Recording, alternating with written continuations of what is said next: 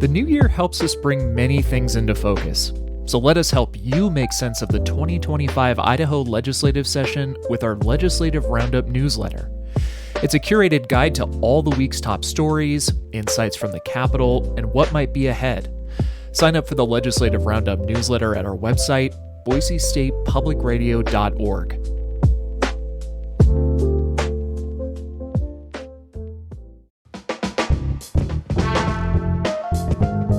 It's The Connector, Idaho Daily News from Boise State Public Radio.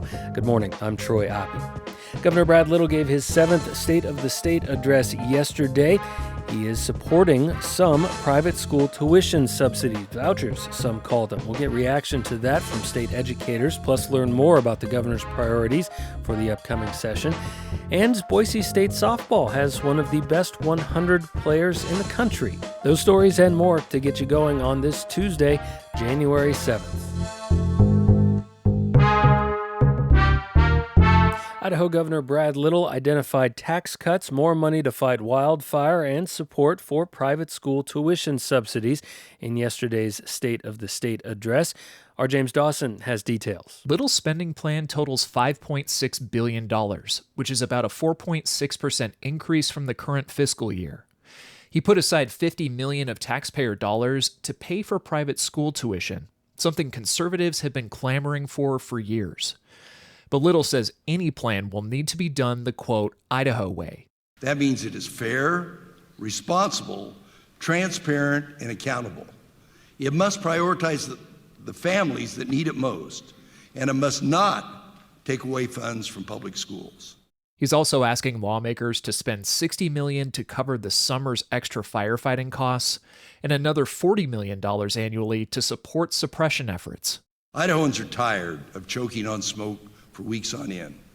I look forward to working with the Trump administration to boldly transform how wildfire in our western lands are managed. Lawmakers begin their work later this morning. James Dawson, Boise State Public Radio News. Idaho Education Association leader Lane McAnally in a statement called the governor's support of school vouchers, quote, unfortunate and disappointing. McAnally in a statement said the association's membership did praise the governor's commitment to fair, responsible, transparent, and accountable voucher programs, but the IEA still questions the wisdom of spending any public money at all on, quote, subsidizing private education for the wealthy, unquote.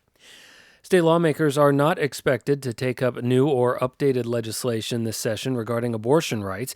The governor late last week in a legislative preview with reporters indicated that lawmakers most active in the existing legislation are planning to hold for pending court decisions, specifically in the challenge brought by the Biden administration against Idaho's law that threatens doctors with prosecutions for performing abortion unless the fetus or life of the mother is threatened.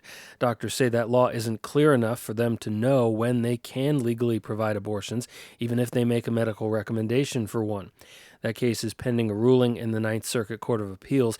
State lawmakers are not expected to introduce any potential changes to the law, including more specifics on exceptions, until that case and others are decided. Boise State University's attempts to get a jury decision in favor of Big City Coffee thrown out were dismissed last month by the judge in the case. Boise Dev reports 4th District Judge Cynthia Yee Wallace ruled that the jury's decision, which found that Boise State officials forced Big City Coffee's university location off campus in violation of the owner's First Amendment rights, was reached based on, quote, substantial and competent evidence. Some students at the time had protested the coffee shop owner's support of police that came in the wake of the death of George Floyd at the hands of Minneapolis law enforcement during the summer of 2020. The same jury awarded coffee shop owner Sarah Fenley $4 million in damages, but Judge Yee Wallace reduced the business losses portion of that penalty from $1 million to just under $700,000. New filings last week by Boise State indicate a likely appeal of the decision to a higher court and challenges to the amount of attorney's fees awarded to Fenley. State Fish and Game workers will be surveying the elk population in the Weiser River zone by air this month.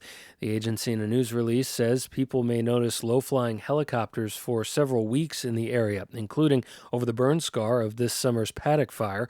Survey flights in winter range areas statewide are conducted every 5 or 6 years, with aircraft operated in a way that's meant to minimize impact to the animals. That's according to State Fish and Game.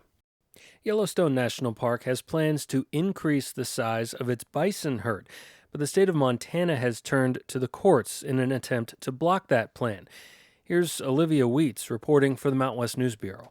The plan the park adopted this summer allows the herd to grow to 6,000 animals. That's an increase over the 10-year average of around 5,000. The state of Montana wants the park to maintain 3,000 bison. The lawsuit claims that growing the population would increase the possibility of bison outside of the park transferring a reproductive disease called brucellosis to cattle. There has not been a documented case of this happening. The lawsuit alleges that the park violated federal law by not including Montana in talks while it developed the new bison plan, among other violations. Montana also claims that the increase in bison is degrading habitat in Yellowstone, and more analysis is needed on how transferring Yellowstone bison to tribal nations could impact other wildlife. Montana wants the plan blocked and sent back to park administrators to draft a new plan. For Wyoming Public Radio, I'm Olivia Wheats at the Center of the West in Cody. In sports, Boise State has one of the best 100 softball players in the country. That's according to Softball America, which named Bronco junior Sidney Groves to its preseason top 100. Groves last year led the team and co-led the Mountain West Conference with 18 homers and set a school record with 57 RBIs. Boise State softball begins its season February 6th. They'll play 22 games on the road before the home opener March 6th. And Boise State men's basketball looking to rebound after a weekend loss to San Diego State. The Broncos back in action at home tonight against UNLV. It's a late tip-off, 8:30 p.m. in Extra Mile Arena tonight. You can catch the television broadcast on subscription network FS1. And I guess in the interest of full disclosure, I should note I'll be part of the crew that's broadcasting that game tonight. Thanks for listening to The Connector, Idaho Daily News from listener-funded Boise State Public Radio. I'm Troy Oppie. Our news director is Sasha Woodruff. Our general manager is Tom Michael.